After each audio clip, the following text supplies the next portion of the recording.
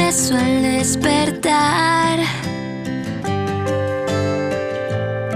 No había música, pero quería. Buenas tardes. Agradecer al Ayuntamiento el que nos haya ofrecido este local, en donde se pueda explicar todo el proceso de restauración que se ha tenido por la imagen de Santa Ana.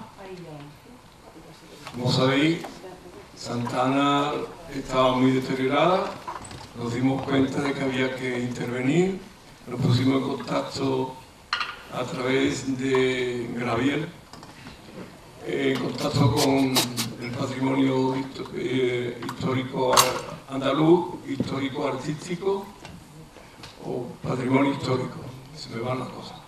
Y por fin conseguimos que allí nos lo admitieran y después de un tiempo de estar allí la imagen, gracias al trabajo que todo el grupo, hay todo un equipo que fue el que ha intervenido, está estudiando toda la intervención que se le ha hecho a la imagen de Santa Ana, y cuando nos la entregaron quedamos en el compromiso de que vinieran a explicarnos el proceso que habían realizado en la restauración.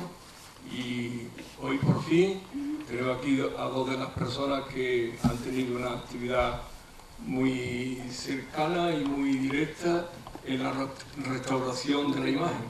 Una de ellas es Eva Villanueva, que nos va a hablar nos va a centrar la época histórica y todo el proceso que ha ido, porque no es solamente uno, se hizo la imagen, sino que después la imagen siguió todo un proceso y más tardíamente una restauración grande hasta que llegó al estado en que nos la hemos encontrado nosotros.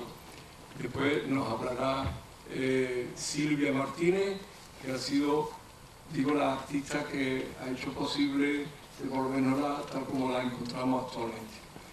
Yo le doy las gracias por el esfuerzo que han hecho doble, porque cuando ellas salían esta tarde de Sevilla, estaba diluviando. Es verdad que cuando han llegado a la Puebla había amainado el temporal. Así que, por mi parte, por lo que significa el trato y el contacto que yo he tenido con ella en este tiempo, que nos hemos visto en varias ocasiones, pues muy agradecido por el trato que nos ha dado y por el hecho de comprometerse a venir esta tarde a hacer este acto de información y de formación para nosotros, porque creo que nos ayudará a hacernos conscientes de lo que significa devolver una imagen más o menos al estado en el que debería estar. Gracias.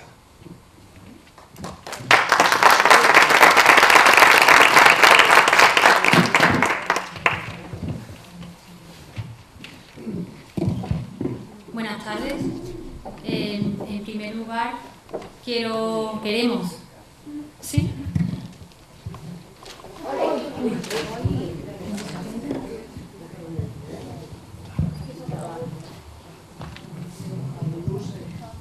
Como decía, buenas tardes. En primer lugar agradecer a don Enrique Priego la confianza que ha depositado en el Instituto en todo momento y agradecer no solo a él, sino al grupo de personas también, delegados de la parroquia, que formaron parte de la comisión de seguimiento del proceso de restauración, que han estado en el Instituto en varias ocasiones, en las reuniones que hemos tenido explicativas del proceso de restauración.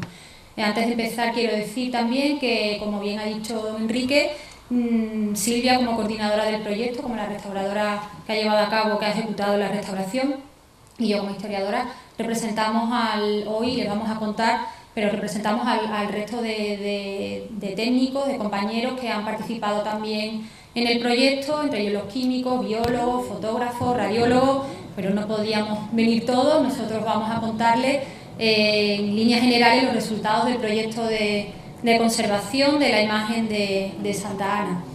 En primer lugar, pues queríamos comentar que la intervención se desarrolló en base a lo expuesto en el informe diagnóstico y la propuesta de tratamiento realizado en septiembre de 2010 y que después se actualizó en octubre de 2013.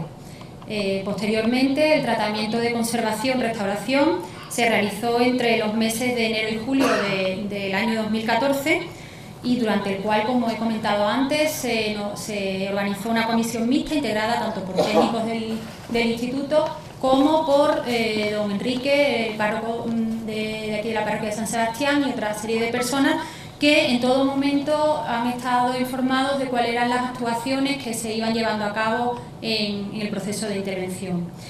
Y ya por último, con la conferencia de la presentación de esta tarde, culmina el proyecto con la transferencia de los resultados obtenidos en el mismo. La metodología de trabajo del Instituto Andaluz del Patrimonio Histórico está basada en un conocimiento exhaustivo del bien cultural y para ello es necesario conocer la historia del bien cultural, investigar la historia material de la imagen, las intervenciones históricas con especial atención a sus transformaciones morfológicas. Esto en muchos casos supone que se abran nuevos interrogantes en la investigación. La metodología también supone analizar los valores del bien cultural, la identificación del significado histórico, artístico y sociocultural, conocer, y muy importante, el estado de conservación de la imagen mediante el empleo de medios científicos de examen, definir los tratamientos correspondientes en función de las patologías observadas y prevenir informando de aquellas medidas más adecuadas para la óptima conservación de la imagen. A continuación expondré los datos más relevantes sobre el estudio histórico. En este sentido, para contextualizar la obra, quería comentar muy brevemente algunos datos históricos sobre Pedrera, una localidad que ha estado vinculada a la comarca de Estepa hasta el siglo XIX. El desarrollo poblacional de Pedrera estuvo directamente ligado a la conquista de Granada y a la desaparición de los conflictos fronterizos. Hasta el año 1549 no existe una constancia ya evidente de una población consolidada en Pedrera. Posteriormente, en 1557, se convierte en villa al comprar su jurisdicción y unos años más tarde, en 1559, la ciudad de Estepa, junto con la villa de Pedrera y los lugares de su tierra y sus términos, fue vendida por la corona al magnate genovés Adán Centurión. Es a partir de entonces cuando se constituye el marquesado de Estepa. Pues bien, la referencia más antigua sobre la existencia de una iglesia en Pedrera data de 1549. Se describe entonces esta iglesia como un modesto templo de una sola nave. No tenía capilla mayor, sino que al final de la nave se dice que existía un altar, se encontraba el altar mayor, tampoco consta que tuviera sacristía y tenía una techumbre de madera de pino. La construcción del templo actual, según los estudios que existen en la actualidad, debió comenzar en el último tercio del siglo XVI, terminándose las labores decorativas y portadas hacia 1600. Después, posteriormente, en el siglo XVIII, se renueva su decoración, coincidiendo con la labor de mecenazgo que fue realizada en su señorío por el séptimo marqués de Estepa, Juan Bautista Centurión y Ayala, que fue uno de los principales responsables del embellecimiento artístico de su marquesado. Ya centrándonos en la imagen, el principal problema que nos encontramos al abordar el estudio ha sido la ausencia de información relativa a las circunstancias en torno a su origen, procedencia o autoría. Los primeros testimonios documentales que mencionan la vocación de Santa Ana en la iglesia de San Sebastián datan de principios del siglo XVIII. Se trata de las descripciones de templos que realizaban los visitadores apostólicos del Arzobispado de Sevilla, y esta documentación se encuentra precisamente en el archivo del Palacio Arzobispal sevillano. En concreto, en la visita apostólica realizada durante 1709, se recoge una descripción de la iglesia de San Sebastián donde se menciona la existencia, entre otros, de un altar en que está colocada Santa Ana y dice que está situado en el lado de la epístola. Sin embargo, el origen de Santa Ana, la Virgen y el Niño de Pedrera, hay que situarlo en la primera mitad del siglo XVI, como ponen de manifiesto sus características morfológicas y estilísticas que más adelante comentaremos. A esto también hay que añadir que la vocación de Santa Ana está documentada en la comarca de Estepa desde el siglo XVI, existiendo representaciones escultóricas de la misma. Así, en Estepa hay una ermita dedicada a la santa, fundada hacia 1557, en cuyo altar mayor se encontraba una imagen de la misma. Y así consta en la visita que he mencionado anteriormente, de 1709, se describe de la siguiente manera esta ermita de Estepa. Ermita de Santa Ana, de una nave, y se halló colocada una imagen en un nicho. Es de talla muy pobre. También existe documentación, fechada en 1568, en la que se comenta la existencia de una ermita dedicada a Santa Ana en un lugar llamado Las Quebradas. En esta última ermita que comento, consta la existencia a principios del 17 de una imagen de Santa Ana gloriosa con Nuestra Señora. En relación con su iconografía, el nombre de Santa Ana, Madre de María, se silencia en los textos evangélicos, y las primeras referencias a Santa Ana se encuentran en los evangelios apócrifos, concretamente en el protoevangelio de Santiago, en el evangelio de Pseudo Mateo y en el libro sobre la Natividad de María. Según estas fuentes, Ana se casó 3 veces, con Joaquín, con Cleofás y con Salomé. Del primer matrimonio tuvo a la Virgen, tras quedar viuda se casó con Cleofás, con quien tuvo a María, y posteriormente al enviudar de nuevo volvió a casarse con Salomé, de quien nació otra hija llamada también María. Pues de esta manera trataban de explicar la parentela de la Virgen. Respecto a Ana y Joaquín, según la traducción y las fuentes citadas, eran descendientes de la estirpe de David y formaban un matrimonio que vivía en Jerusalén. Tras largos años sin descendencia, Joaquín es expulsado del templo por no ser capaz de engendrar un vástago en Israel, tras lo cual se retira al desierto por espacio de 5 meses, pero posteriormente ambos esposos reciben la visita de un ángel que les anunció la próxima gravidez de Ana, y con lo cual San Joaquín vuelve y se encuentra con Ana en la Puerta Dorada. Tras alumbrar a María, esta fue ofrecida al templo a los 3 años de edad, cumpliendo los votos que sus padres habían prometido al conocer la noticia. Las imágenes que tienen es toda la representación en pintura sobre tabla del retablo mayor de la parroquia de Santa Ana de Sevilla, y representa toda la vida de Santa Ana que les he ido comentando. Servía de manera muy ilustrativa para comentar todo esto. La devoción a Santa Ana en Occidente arranca en los primeros años del siglo XIII, siendo a partir del siglo XIV cuando se difunde su iconografía en imágenes de culto.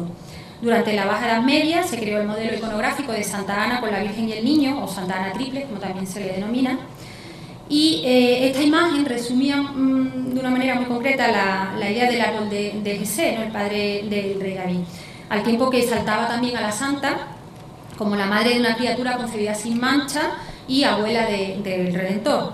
Se solía representar a Ana de pie o sedente, en cuyo regazo se sienta su hija y sobre ella el niño, la razón última de la concepción inmaculada de María en su seno. No deja de ser una representación anacrónica, pues aunque ni los sinópticos, ni los apócrifos dicen nada sobre los padres de María después de su presentación en el templo, la tradición es que tanto Santa Ana como San Joaquín habían muerto cuando nació Jesús. Pues bien, este modelo iconográfico se difunde progresivamente al ser rechazada la leyenda medieval del triple matrimonio de Santa Ana, que denigraba la concepción de María. El tema de las 3 generaciones, abuela, madre y nieto, fue objeto de representaciones de los artistas del norte de Europa, principalmente en Alemania entre los siglos XV y XVI, hasta su desaparición tras el Concilio de Trento. Sin embargo, adquirió una gran popularidad en España y en concreto en Andalucía, encontrándose representaciones de la misma hasta finales del siglo XVI, incluso entrado ya el XVII, sobre todo en la provincia de Granada y algunas de ellas. Con respecto a la disposición de las figuras, en los principios iconográficos, el conjunto se concibe como un bloque piramidal. Con el tiempo, la imagen de la Virgen va a ir ubicándose en una de las piernas de la Santa y el niño sobre ella, que después también se va desplazando hacia el centro de la composición para lograr una mayor comunicación con la Santa y con su madre. En relación con su morfología, la imagen de Santa Ana de Pedrera es una escultura realizada en madera, tallada y policromada y estofada. El grupo está realizado para ser contemplado desde el punto de vista frontal El cuerpo de la figura de Santa Ana está tallado a modo de un alto relieve, adosado a un sillón de respaldo alto en el que está sentada.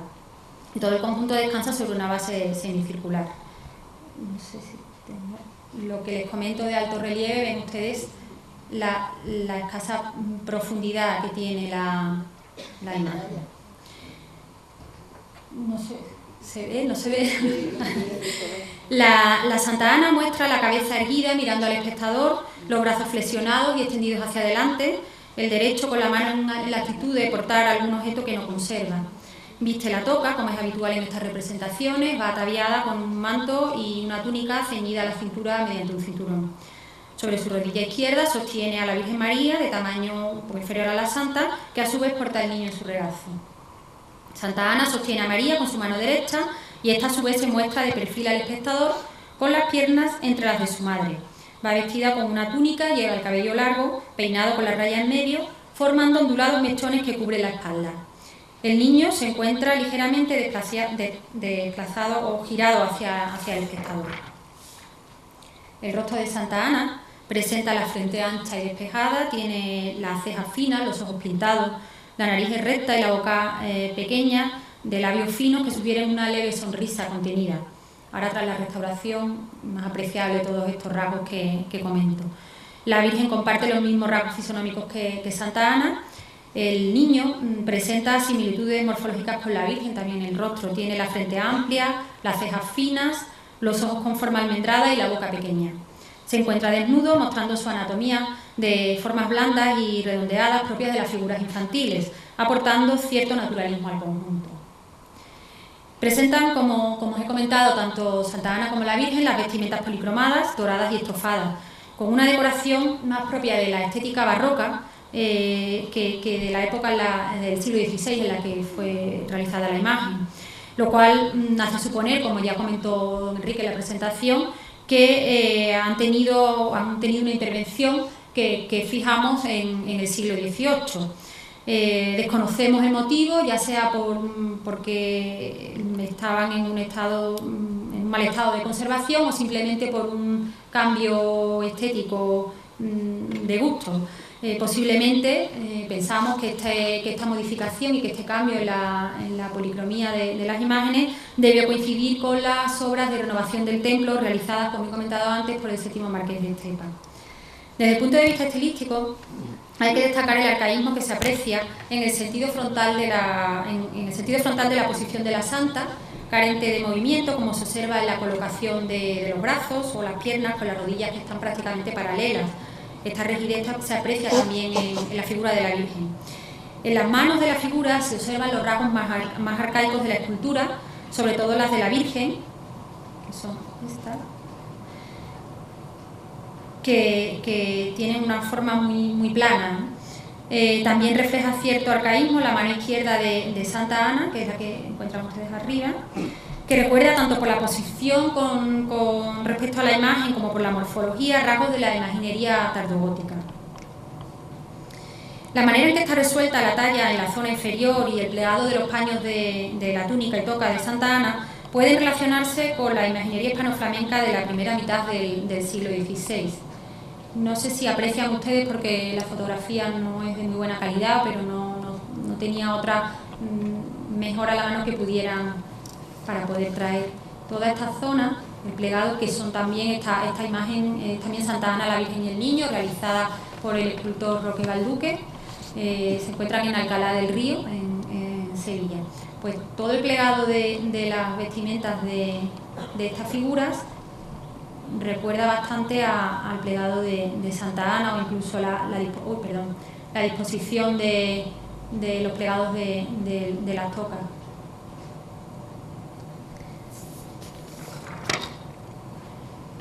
Se aprecian otros caracteres con una intención más naturalista, como la presentación del niño desnudo, su posición en el centro de la composición, levemente girado hacia el espectador, o incluso el tratamiento de las facciones de los rostros de las tres imágenes, ¿no? Comentaba de la leve sonrisa, ¿no?, que se intuye en el rostro de Santa Ana. Por las características descritas, se puede encuadrar la escultura de Santa Ana, la Virgen y el Niño de Pedrera en el primer cuarto del siglo XVI, Presenta elementos heredados de los modelos de la imaginería tardogótica que acabamos de comentar y otros rasgos más naturalistas, cercanos quizás más a la estética manierista. Este tipo de representación de Santa Ana, sedente en un sillón con la Virgen y el Niño dispuestos uno sentado sobre otro en la pierna izquierda de la Santa, tuvo una gran aceptación en Andalucía. Se conocen algunas representaciones escultóricas de este tema en el ámbito territorial que abarcaba el antiguo arzobispado de Sevilla, realizadas durante el siglo XVI. La mayoría repiten una composición muy similar, lo cual nos lleva a pensar que existiera un modelo común usado como referente. Así, encontramos cierta semejanza compositiva con la escultura de Santa Ana, entre Santa Ana de aquí de Pedrera, con la escultura de Santa Ana, la Virgen y el Niño, que se conserva en la iglesia sevillana de San Antonio de Padua, imagen que ahora mismo está fechada hacia finales del siglo XVI. Así encontramos cierta similitud en la posición de la imagen de la Santa, de la frontalidad, ¿no? El punto de vista tan frontal que tienen las dos. Es muy similar también la forma en la que sujeta a la Virgen, con la mano, o incluso la disposición del manto, ¿no? Le cae, envuelve el brazo y vuelve a caer sobre la pierna. Ya en este caso se ve también así. Es distinto ya el plegado o la posición de las piernas, ¿no? Más naturalista en la imagen sevillana de San Antonio de Padua. Aquí tenemos otra visión de perfil, la misma imagen que he proyectado anteriormente, de perfil, un volumen mayor. Bueno, como he comentado antes, la figura del niño aparece ya de pie, con un movimiento más naturalista, más manierista. La imagen de la Virgen también se vuelve, no está completamente de perfil, ¿no? Y vemos también la profundidad, ¿no? La figura del niño que comentaba, la mano cae. También en este sentido existe cierto parecido con la talla del mismo tema iconográfico de la parroquia de Nuestra Señora de Consolación del Pedroso, fechada en este caso hacia el segundo tercio del siglo XVI. En ella la imagen mariana también está sentada en el lado izquierdo, con las piernas entre las de la Santa, pero el cuerpo se encuentra girado hacia el espectador y no de perfil, como la talla de Pedrera. Al realizar un estudio comparativo de la imagen de Pedrera con estas esculturas, se pone de manifiesto el arcaísmo de su composición frente a actitudes más naturalistas de las imágenes de la Virgen y el Niño o el tratamiento de las vestiduras, acorde con la estética manierista de la imaginería hispalense realizada a partir de mediados del siglo XVI. En el grupo de Pedrera, la figura de Santa Ana, sentada con un empaque de una gran matrona y el niño desnudo, centrando la composición, son elementos que denotan un avance hacia el naturalismo, lo que comentaba, respecto a los modelos góticos tardíos de este tipo de representaciones. Y ya concluyendo, el estudio histórico realizado ha permitido analizar los principales valores culturales residentes en esta obra, identificándose el valor artístico, el histórico, el iconográfico y el devocional. La escultura de Santa Ana, la Virgen y el Niño, fue concebida desde su ejecución como una imagen para recibir culto en un altar. Así se ha mantenido desde que fue creada en el siglo XVI, resistiendo a los cambios y retoques que los años o las modas hayan podido inferirle, estando constatada su ubicación en la iglesia de San Sebastián al menos desde el siglo XVIII. Simboliza esta imagen el testimonio espiritual de la localidad de Pedrera durante la primera mitad del siglo XVI, periodo en el que se consolida su población a la vez que se difunde y populariza el culto y veneración a Santa Ana en Estepa y su territorio. El estudio realizado permite identificar a esta imagen de Santa Ana como una de las escasas manifestaciones escultóricas conservadas en la zona de esta peculiar iconografía de Santa Ana triple, reproduciendo un modelo anterior a lo establecido en el Concilio de Trento. A continuación le cedo la palabra a mi compañera Silvia Martínez, que les va a explicar los detalles del proceso de restauración.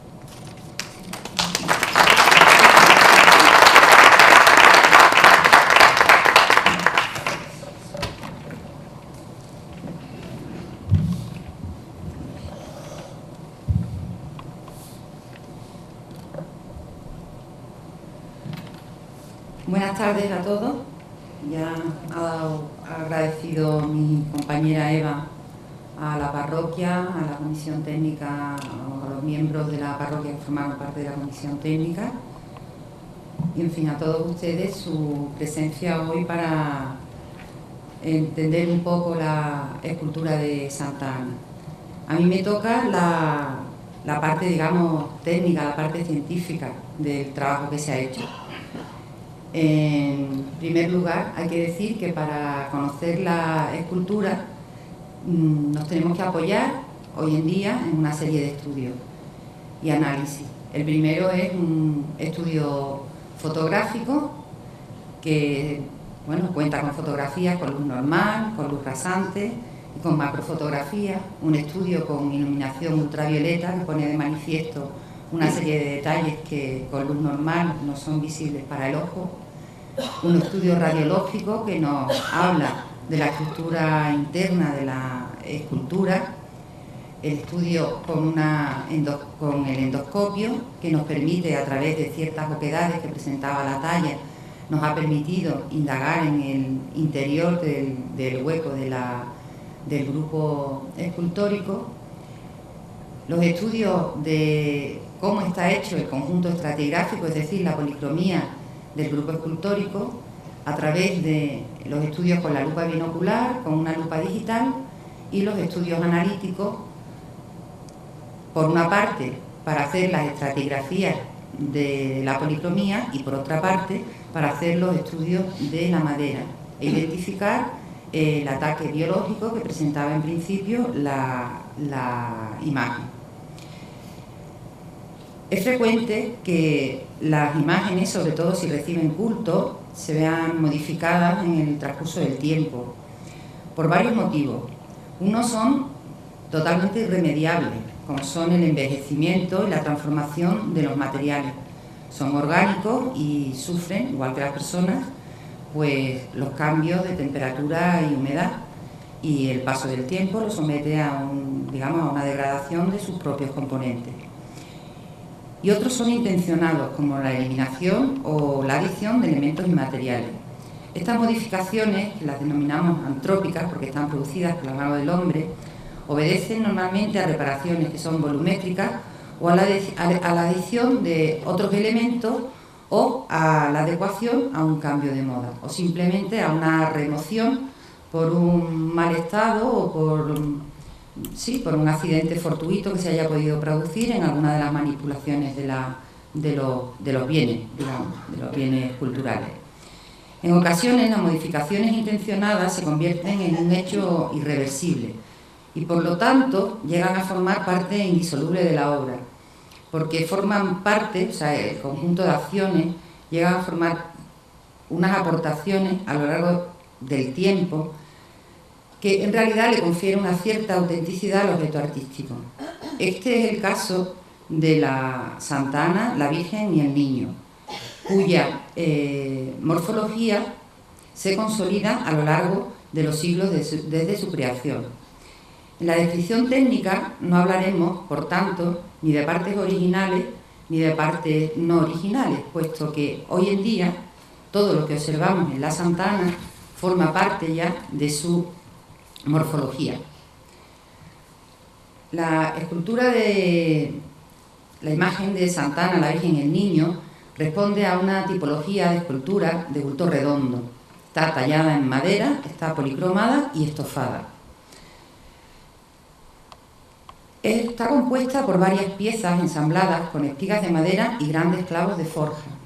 Normalmente estas piezas van encoladas, pero en el caso de este grupo escultórico hemos encontrado que muchas de las piezas no están encoladas, simplemente están clavadas unas a otras o sujetas por medio de las espigas de madera. El estudio radiográfico nos hace comprender cómo es esta estructura y cómo se va componiendo, y es una escultura de las que denominamos en la terminología artística de adicción.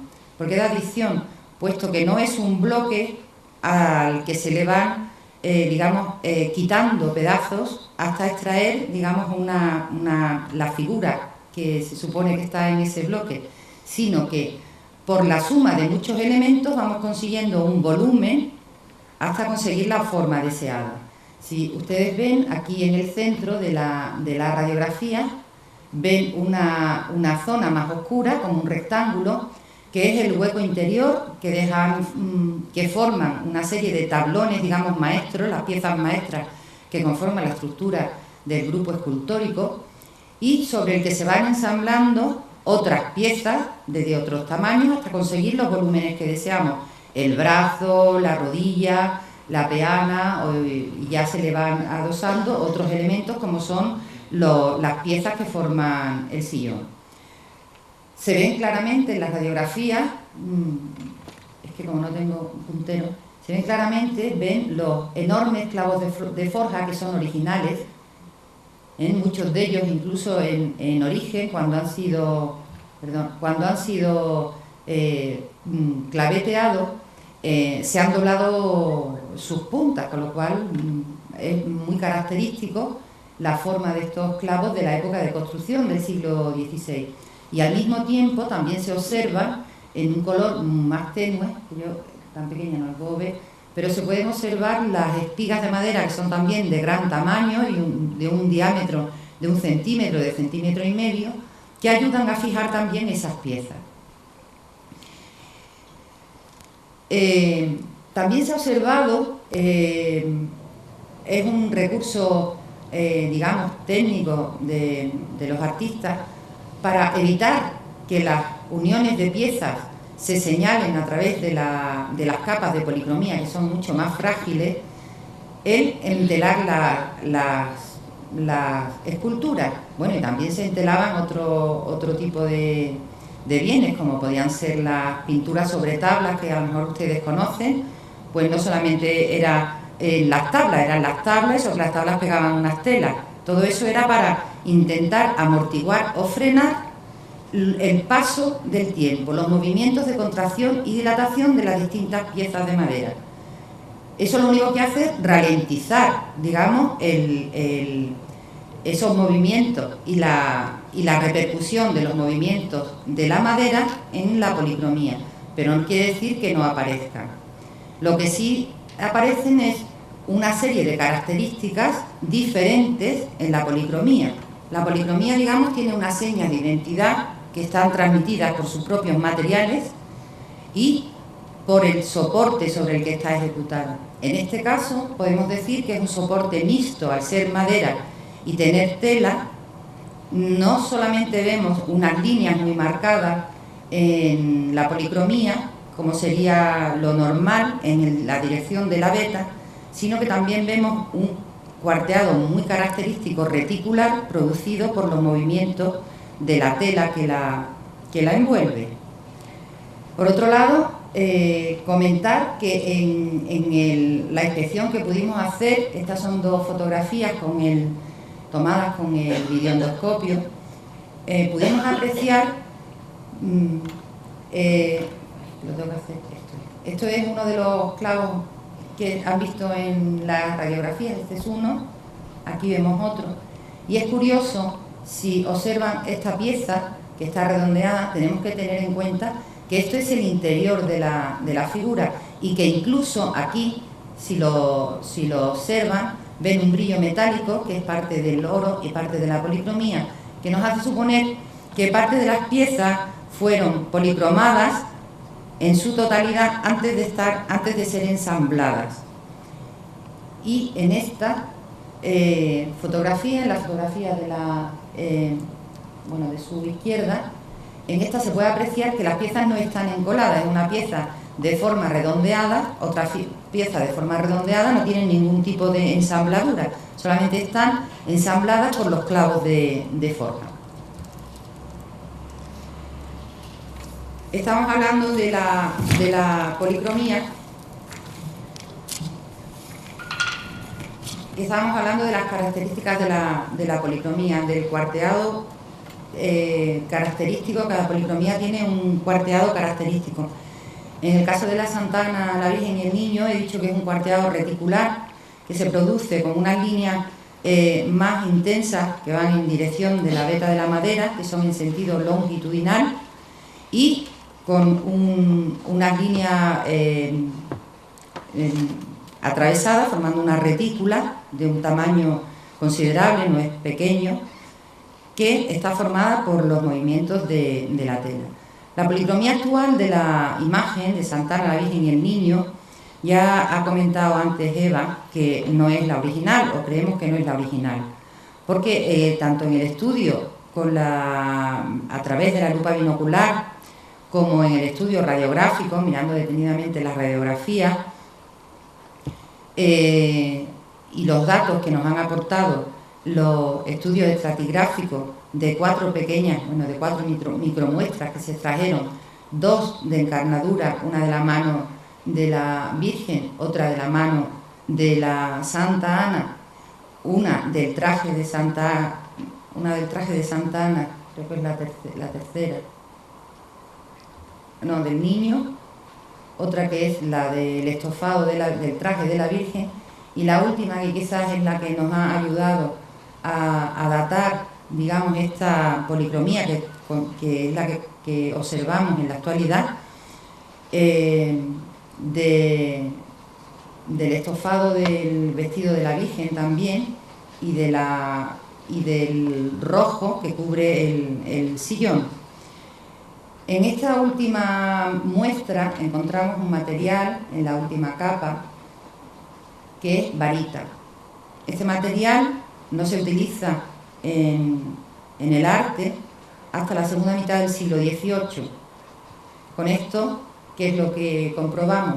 Que aparte de que en las muestras, si han... Vamos a ver un poco para atrás.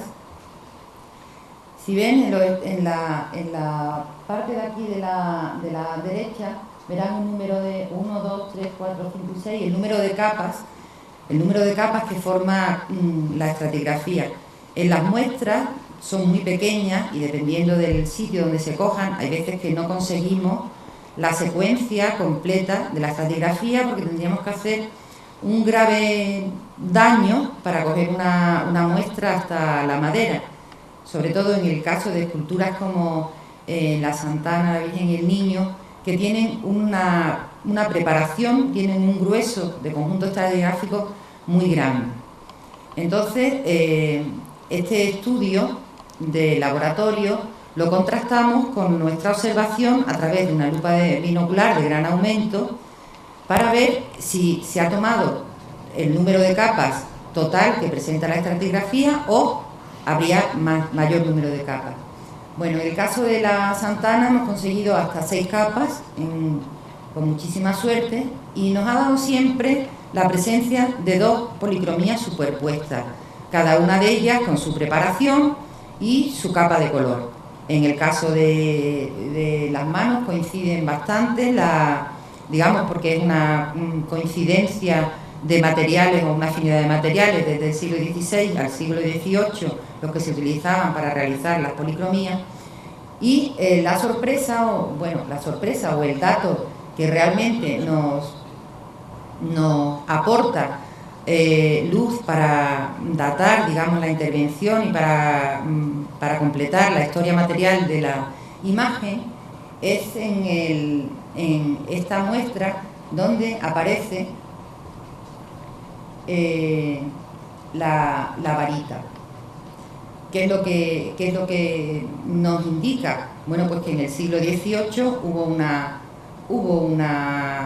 remodelación de la apreciación estética de la escultura.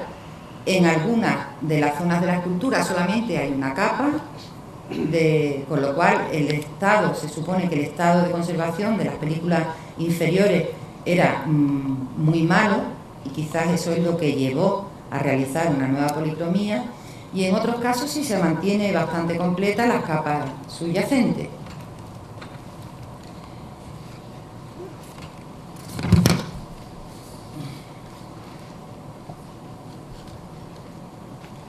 En esta fotografía pueden observar 2 tomas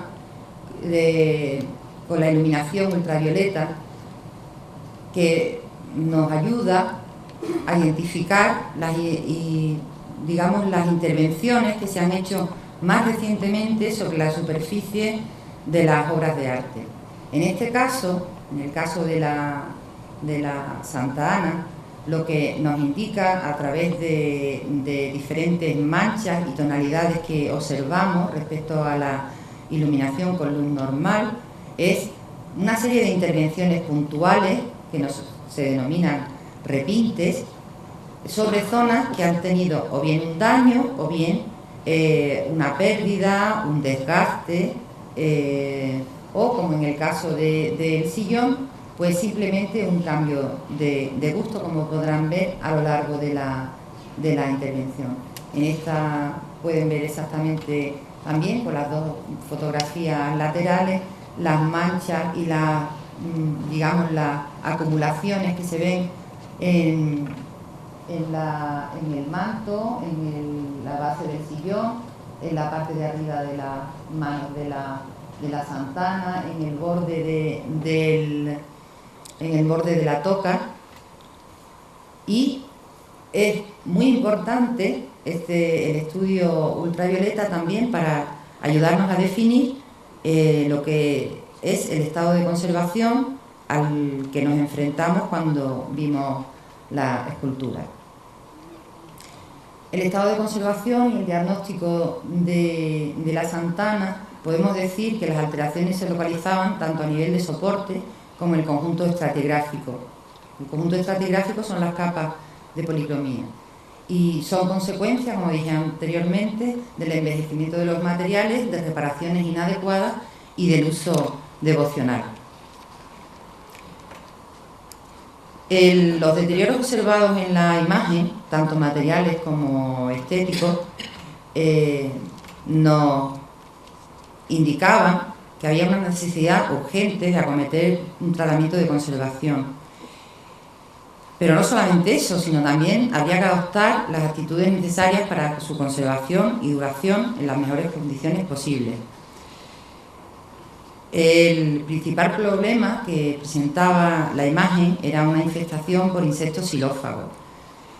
Esta infestación produce una degradación del material de base, con la correspondiente pérdida de propiedades e incluso con la pérdida física de la materia base. Era una infestación de carácter muy intenso, es una madera muy propicia, se ha identificado como abeto rojo o falso abeto, y es una madera muy propicia para el ataque de insectos xilófagos, y se han identificado dos tipos de ataques, un ataque de Anobium punctatum y otro ataque más intenso con unas galerías más grandes en la zona del sillón de una especie que se llaman o se denominan cerambícidos.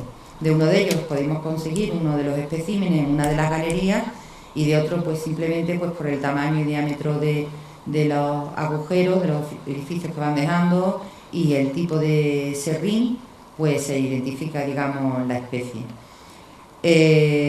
Esta infestación, que ya se vio cuando se depositó a la imagen en el IAPH en el 2010 para hacer el estudio diagnóstico, y ya entonces se le hizo un tratamiento, digamos, curativo. Se le hizo un tratamiento curativo en se denomina un tratamiento con gases inertes. Es una atmósfera controlada donde con la ausencia de oxígeno, con una anoxia, se consigue matar no solamente al insecto, sino todo el ciclo que tenga el insecto, la larva y el huevo. Pero no es un tratamiento definitivo. ¿Por qué? Bueno, pues porque si la escultura, la madera, el cuadro, lo que ustedes hayan sometido a ese tratamiento, vuelve al mismo ambiente donde se ha producido el ataque, al no introducir ningún producto, porque lo único que se hace es quitar el oxígeno, bueno, pues ahí sigue estando la misma madera y si el bicho tiene hambre, vuelve otra vez a comer de la misma madera, si queda madera. Esto es lo que nos encontramos cuando volvió la imagen, que volvía a tener otra vez, se apreció que volvía a tener serrín en algunos de los agujeros y que había orificios nuevos respecto a las fotografías que se habían hecho en el año 2010. También se observaban, lo que se observaron son separación de las piezas constitutivas debido a los movimientos de contracción y dilatación, roturas, grietas y fisuras, desencolado de las telas que hemos dicho que servían para amortiguar los movimientos de la madera respecto al conjunto estratigráfico, movimientos de los clavos y espigas constitutivas saliendo hacia afuera del volumen de la escultura, producido también todo ello por los cambios de volumen de la madera y por los cambios de temperatura y humedad. Una falta de adhesión entre los estratos polícromos y el soporte de madera y de tela. Y por último, bueno, pues repintes locales, parciales y suciedad superficial a base de muchísimo polvo, tierra, incluso gotas de cera, de pintura, de muchísimos elementos. En esta serie de fotografías podrán ver, pues a lo largo de esta serie de fotografías, los daños a los que nos enfrentamos y que se diagnosticaron para su tratamiento. Bueno, pueden ver en el brazo de Niño Jesús cómo está separada la pieza que forma la mano y parte de la muñeca y el antebrazo respecto al otro fragmento, y que esa parte mantiene la tela de la unión de ambas piezas. También podemos ver en esta zona aquí del ropaje de Santa Ana que prácticamente no queda oro. A eso le denominamos desgastes, que están producidos normalmente por tareas de limpieza, y fisuras las pueden ver por muchos sitios de la escultura, y pérdidas tanto de soporte producidas por el ataque de insectos xilófagos como de la policromía, porque al perderse el soporte, pues la policromía, si no tiene nada que lo sujete, pues se cae. Aquí podemos ver la fisura que tenía en la cara la imagen de Santa Ana, la imagen de la Virgen. Esto es una de las espigas constitutivas del soporte que empuja hacia afuera por los cambios de volumen de la madera, y los repintes de los que hemos hablado los pueden ver aquí en la nariz de la Virgen, en la nariz de la Santa Ana, en el mentón y en toda la zona de la base del trono. Pérdidas del soporte y del conjunto estratigráfico, como vemos aquí en el mechón de pelo de la Virgen, en los dedos del Niño Jesús. De conjunto estratigráfico había numerosas pérdidas, en algunos quedaban restos de la anterior policromía y en otros directamente se veía la madera. Y por supuesto la cantidad de orificios producidos por la salida de los insectos xilófagos. Y manchas, muchas manchas. No sé si las pueden apreciar, pero se ven salpicaduras de pintura de dos colores, manchas y acumulaciones de barnices, manchas de cera, los repintes aquí en la zona de la nariz del niño, de la mano de Santa Ana, pérdidas grandes aquí en la manga del traje de Santa Ana, donde solamente vemos la madera. Ahí ya no hay ni oro, ni preparación, ni por supuesto policromía subyacente. Este es del ataque de xilófagos que les he hablado anteriormente, producido por los cerambícidos, que produce una galería de mucho mayor tamaño, es muchísimo más, digamos, más dañino, ocasiona muchísimo más daño al soporte porque hace una galería muy grande que deja unas paredes muy finas y que con cualquier presión pues se pierde, y al perderse la madera pues se produce una gran pérdida de la policromía que está encima. Aquí en la base están marcadas pues dos grandes clavos de forja que sirven para unir las tablas que forman la peana de la base del trono de la Santa Ana. Aquí vemos otra de las espigas, aquí hay una y aquí hay otra, y aquí pueden ver cómo los movimientos de la madera llega un momento que pueden más que la tela, que sirve para amortiguar ese movimiento, y parte la tela por la unión natural de la madera.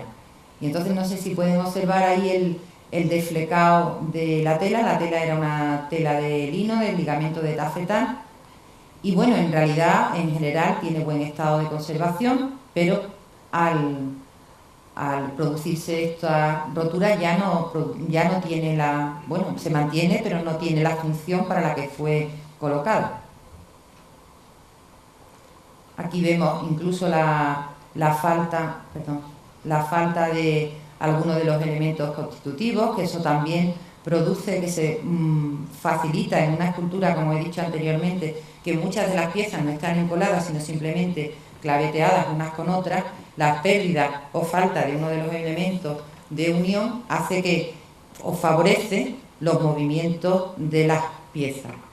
Y vemos también que no solamente se mueve y se producen roturas por las zonas donde están unidas, donde hay una unión de tablas, sino que se producen además grietas y fisuras que corresponden, bueno, pues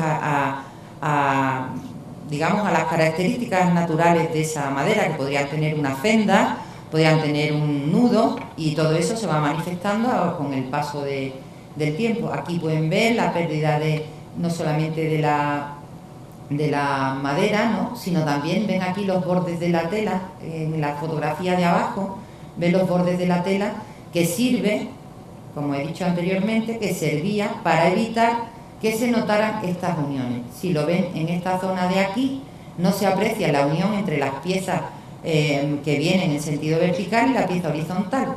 Al perderse aquí, pues esta unión ya siempre se va a manifestar de una manera más violenta. Y pasamos ya a lo que es la intervención de la imagen. Y es una intervención encaminada a la preservación de los diferentes aspectos de la obra. Por un lado, los aspectos materiales, por otro lado, el aspecto estético, el cultural y el histórico. Ya les he hablado de que en el año 2010 se le realizó a la imagen una desinsectación en la atmósfera controlada por gases inertes. Se utiliza un gas que se llama argón. Se lo he explicado, la escultura o la pieza artística se le hace una bolsa que se sella herméticamente, y con un sistema de bombeo se extrae el oxígeno, y en vez del oxígeno se inyecta un gas que es argón, que es un gas inerte, y en esa atmósfera, cuando se consigue la atmósfera de cero oxígeno, pasados 21 días de estar dentro de esa bolsa con esa atmósfera de argón, pues se considera que se ha conseguido la desinsectación total. No solamente desinsectación, y también en el caso de si hubiese hongos, también se hubiese acabado con la infestación de hongos. Una vez que se termina el proceso de desinsectación, pasamos al proceso de limpieza. En el proceso de limpieza, de eliminación de polvo, suciedad, depósitos superficiales y de muchas capas de barniz que se le han ido dando a lo largo del tiempo, pues se hacen primero unos test de solubilidad, que aquí no lo he traído, se hacen con una lupa binocular, con una gota, probando diferentes disolventes, mezclas de ellos, hasta dar con uno que consigue remover toda esa suciedad superficial sin tocar la policromía que tenemos que preservar. Y cuando se ha dado con esa mezcla, se empiezan a hacer una serie de catas que le llamamos las catas iniciales. En estas catas iniciales pueden ver en la frente del Niño Jesús, pues aprecian el cambio de tonalidad al eliminar ese velo amarillento de un barniz alterado, pero también ven cómo desaparecen, si ven a ambos lados del cuadrado remarcado en blanco, la cantidad de depósitos de gotas, tanto de cera como de pintura que tenía depositada la policromía. Esto se hace por toda la escultura y van apareciendo pues debajo de las primeras capas de suciedad y de barniz, como en la diapositiva, en la fotografía que ven ustedes aquí, remarcado con el círculo rojo. Lo que ven es una gota, un gran goterón de cera que encontramos por muchas otras zonas de la escultura. También lo ven aquí, cómo se recupera el cromatismo de los estofados, tanto en la toca de la Santana como en el vestido de la Virgen, que lo que hacen los barnices cuando se van alterando con el tiempo, se van oscureciendo y van amarillando, es como si pusiésemos sucesivas capas de papel de seda o de papel celofán de algún color, pero se van superponiendo. Si nosotros cogemos un papel celofán ligeramente amarillento, si cogemos una sola hoja no pasa nada, pero si ponemos 10 hojas sobre esta mesa blanca, llegará un momento que la mesa la veamos ámbar, y si ponemos 20 hojas la veremos marrón, y todo lo que tenga debajo llegará un momento que lo vemos todo uniforme, que es lo que pasa si ven en la segunda diapositiva, en la segunda fotografía, si no había diferencia entre el fondo, el oro, y la decoración floral del traje de la Virgen. Y en el caso de los oros, como es la fotografía, además a la derecha, pues recuperan su brillantez. En esta serie o en esta secuencia de fotografías vemos en el proceso de limpieza los 3 estadios.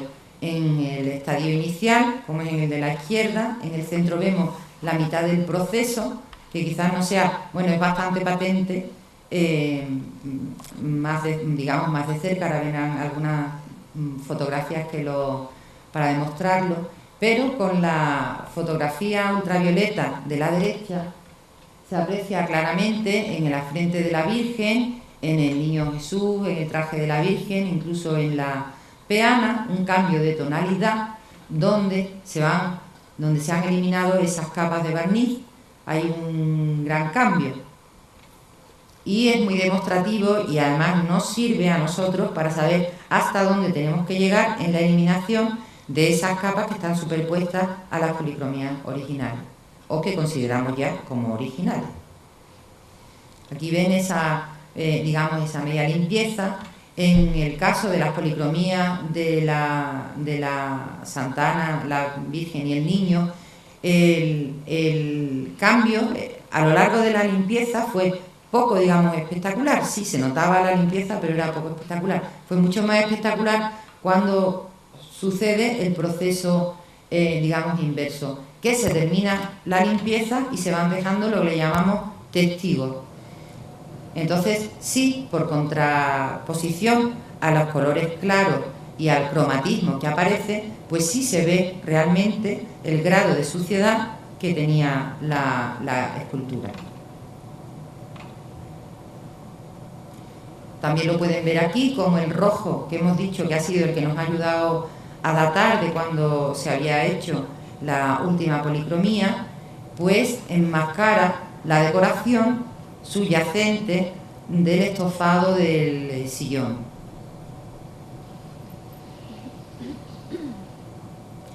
Aquí lo que tenemos es el tratamiento que se le ha hecho, parte del tratamiento que se le ha hecho al soporte y al conjunto estratigráfico. ¿Eso qué quiere decir? Pues al conjunto estratigráfico hemos tenido que hacer un proceso de fijación de todos los estratos, empezando por las telas que hemos dicho que estaban separadas del soporte, y por otro lado de las capas de preparación y de color, que también estaban separadas entre ellas y separadas de la tela y del soporte. Esto se hace con unas colas que son de origen animal, con calor controlado, y con una espátula también con calor controlado, y interponiendo unas capas de papel para evitar que la policromía sufra ningún tipo de calentamiento. ¿Con esto qué conseguimos? Con esto conseguimos una superficie como era, no en origen, porque en origen sería lisa y no tendría cuarteado, pero sí que los bordes del cuarteado estén en línea con el siguiente y no presenten ningún relieve, con lo cual lo que favorecemos es que no haya sitios por los que favorecer la entrada de humedad. Aquí vemos el tratamiento del soporte, donde se le han hecho injertos de madera, se han metido chislatas de madera en la zona donde se necesitaba, y a través de gatos, son unos gatos especiales que tenemos preparados para que no dañen la policromía, y a través de pesos, si ven la flecha de la parte de arriba, lo que señala es una bolsa de peso, porque hay veces que no podemos hacer presión en determinadas zonas de una escultura porque no encontramos un gato que consiga el ángulo. Entonces lo hacemos a través de unas bolsas con, digamos, con plomo dentro, que son muy adaptables a las distintas formas y que consiguen hacer la presión que necesitamos para o pegar una pieza o simplemente fijar la policromía. Y una vez terminada la fijación, la limpieza y el tratamiento del soporte, pasamos a lo que es la fase de reintegración cromática. Aquí vemos la fase de estucado, que es la reposición de la película de preparación en las lagunas. Aquí ven detalles de algunas de las zonas. En el caso de la Santana, la Virgen y el Niño, optamos en algunas de las zonas por hacer un estuco que nosotros denominamos, bueno, se denomina coloreado, que tiene ya una base de color, porque había grandes zonas que tenían un color muy semejante. Y aquí ya mostramos parte del proceso de reintegración cromática.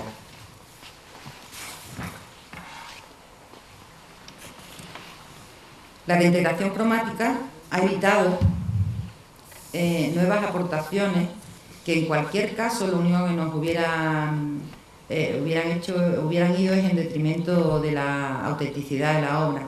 Con esto quiero decir pues que en realidad no reproducimos exactamente la policromía que tiene la escultura. Lo que hacemos es un trabajo de aproximación, es un trabajo de, digamos, de abstracción cromática a través de pinceladas muy finas y hay veces que en un solo sentido, hay veces que entrecruzadas y con diferentes colores conseguimos aproximarnos mucho al color de manera que a una cierta distancia, tampoco muy grande, sino a una cierta distancia, lo apreciemos como que la escultura está completa, pero que si alguien quiere ver realmente cuáles son las zonas en las que se ha intervenido, pues fácilmente es reconocible porque se aprecia el pequeño rayado con el que se han terminado. No sé si lo aprecian en la zona de la toca, del borde de la toca de la Virgen, que tenía muchísimos desgastes. No sé, a lo mejor cuando se vuelvan a aproximar a la Santana la miran con otros ojos y la ven ahora de esta manera. Y en la base, en la parte de la peana, que tenía muchísimos desgastes y muchísimas pérdidas. No sé si recuerdan, arriba, en la zona de la manga, que estaba perdido el dorado. En realidad no hemos dorado, hemos utilizado unos materiales que son muy parecidos al oro, son completamente estables y son reversibles y hemos hecho un equilibrio, digamos, una abstracción de color para que parezca oro, aunque no sea oro. Ese es el criterio de reintegración. Y aquí podemos ver, bueno, pues ya como finales, ¿no? Una foto inicial de cómo estaba la imagen y una foto final de frente, de espalda y los laterales. Realmente el cambio para nosotros ha sido bastante notable y donde quizá ustedes más lo noten es en la recuperación que se ha hecho del estofado del sillón, del sitial donde están sentados, que realmente el rojo parecía que los aprisionaba y con el nuevo, vamos, digamos, con su antigua concepción, siguiendo el dorado y con los dibujos que muchos están incompletos, pero bueno, se aprecia lo que era la decoración original, pues parece que envuelven y forman quizás un conjunto más armonioso con la escultura. Y dan la idea, que habló anteriormente Eva, del altorrelieve. Si ven las dos fotografías de perfil, quizás vean esa concepción más de altorrelieve, con quizás la espalda plana y muchísimo más envuelto, formando quizás más un conjunto. En el transcurso de la intervención hay que decir que se plantearon pequeñas variaciones respecto a la propuesta de tratamiento planteada por el IAPH en el documento que denominamos Informe Diagnóstico en septiembre del 2010. A este respecto, en el documento mencionado se diagnosticaron alteraciones y se propusieron actuaciones tales como la restitución del dedo meñique del niño. Pero dada la falta de datos objetivos para la reconstrucción del dedo, así como que en la visualización habitual frontal de la imagen, como lo ven ahora mismo en la foto, no se apreciaba la falta, se decidió en la última comisión técnica no reponer el dedo, que realmente no se aprecia en la visión frontal de la escultura. Durante el desarrollo del proyecto, la Comisión Mixta de Seguimiento se reunió en varias ocasiones en las cuales se fueron aprobando las distintas propuestas planteadas por el conservador restaurador en cuanto a la intervención y por la coordinación técnica en relación a otros temas. En líneas generales, los procesos llevados a cabo para conseguir las metas propuestas en la intervención han dado un resultado muy satisfactorio. Todos los procesos han sido profundamente meditados y valorados bajo una perspectiva de respeto a la autenticidad de la obra y a su valor devocional y artístico. Es por todo ello que se han podido neutralizar algunos deterioros que tenían un carácter progresivo. En relación a las fisuras localizadas en los ensambles, y aunque se hayan estabilizado y consolidado, hay que decir que es conveniente revisarlas periódicamente debido a los continuos cambios de volumen que se producen en la escultura.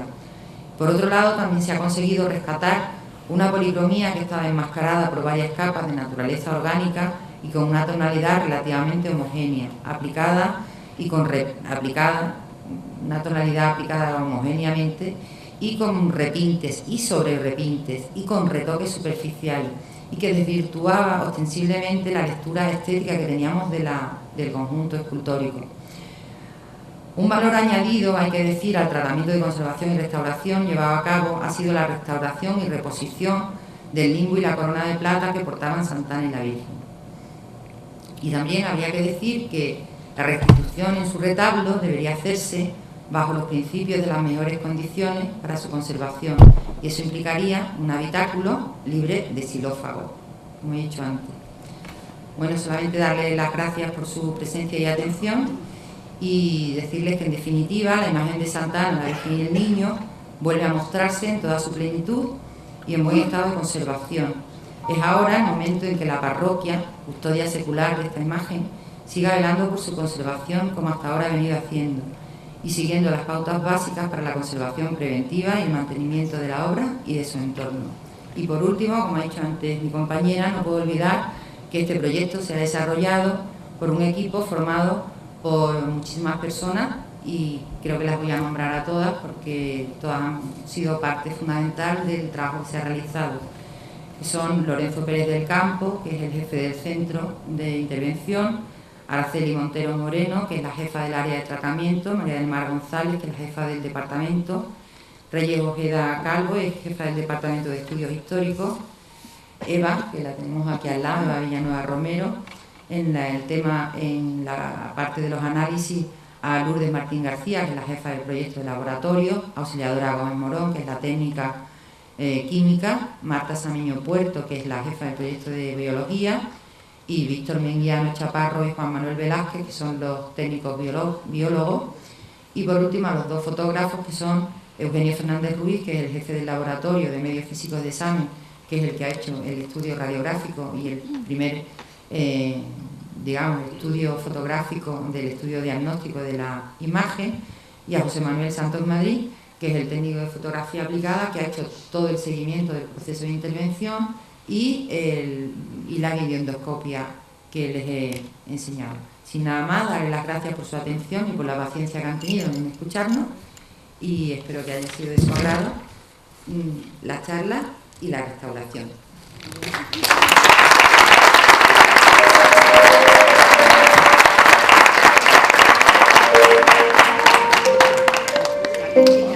Perdón, si alguien tiene alguna duda o alguna pregunta, pues y si está en nuestra mano respondérsela, se la responderemos. Aparte de darle las gracias a todo el equipo, ¿qué constancia queda aquí en la parroquia de todo lo que habéis dicho? Pues lo que queda en la parroquia es el informe diagnóstico que ya se emitió en el 2010 y la memoria final de los trabajos que hemos realizado que ya se entregó.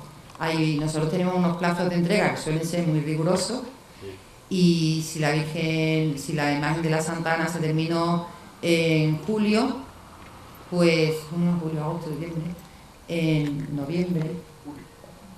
No, digo cuando se entregó, yo creo que la memoria.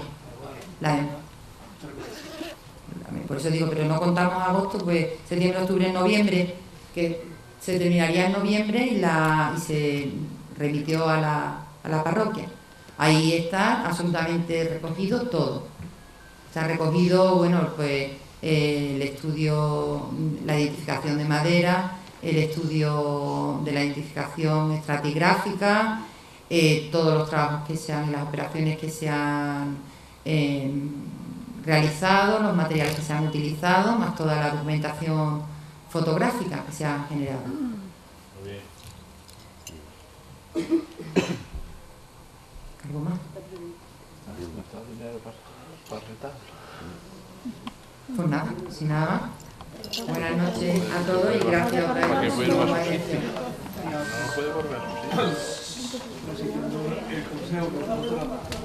Siguiendo el consejo que nos diste, hacemos un clase. Y la gente pregunta qué es. Vamos a ver. Sí, mire, una de las cosas que un dato curioso, no lo he comentado, pero porque si no nos alargamos muchísimo, muchísimo. Es un dato muy curioso. En la base de la Santa Ana hay unos orificios que parecen ser como si fueran las cogidas como de unas andas, como si en algún momento de su historia hubiera salido en procesión por algo, o a lo mejor puede haber sido un hecho extraordinario, un par de veces extraordinariamente, pero bueno, ahí están como testimonio. Y por otro lado, las imágenes que son devocionales, y eso lo tienen ustedes que ver en los titulares de las cofradías, cuando se ponen en besapiés y en besamanos, sufren una barbaridad las policromías, porque las policromías no están hechas para tocarlas, están hechas para mirarlas, no para tocarlas. Y parece que no, pero la fricción de un pañuelo sobre una policromía produce un desgaste tremendo. Si no solamente, imagínense, es muchísimo más frágil una policromía porque tiene unos materiales que son muy delicados y a lo largo del tiempo realmente es un milagro que lleguen hasta nosotros esculturas que tienen 4 y 5 siglos y que las mantengamos. Ustedes se pueden sentir súper orgullosos de haber mantenido una escultura desde el siglo XVI hasta nuestros días y que además mantiene una policromía del siglo XVIII. No es así de frecuente, no todo el mundo tiene, digamos, bueno, esa suerte no. Ha tenido esa cabeza de mantener su patrimonio a lo largo de los siglos. Pero son muy frágiles, realmente son muy frágiles, son una cantidad de materiales muy diversos con un equilibrio muy precario, todos ellos. Hay que mimarlas, hay que cuidarlas. No se las puede estar, si a uno le frotan la mano una vez, con cariño, bien. Pero si a uno le frotan la mano, si a uno le frotan la mano continuamente, llega un momento que le sale un rocetón, le sale una ampolla y al final se le descarna. Pues es lo mismo que les pasa a nuestras esculturas, si las tocamos. Entonces se le sugirió que ponerle una banda por si alguien tenía intención de besar a Santa Ana, pues podía besar la banda como acto de respeto. En realidad no tienes que besar físicamente la obra, puedes besar algo que pertenezca o que tenga depositada la obra. Y si han ido ustedes a la Catedral de Sevilla para que se den cuenta de lo que es el desgaste, de lo que es el rozamiento, en el monumento este que lleva a Colón, ¿no? El que lleva a Colón, ahí le dio a la gente por decir que daba suerte y se volvía a Sevilla si se tocaba el zapato de uno de los infantes. Y es de bronce, acaba sin zapato. Acaba sin zapato y es bronce, o sea, hecho que son unos materiales muchísimo más delicados, pues podríamos acabar sin Santa Ana, cuando llevamos ya disfrutando de ella pues casi 5 siglos.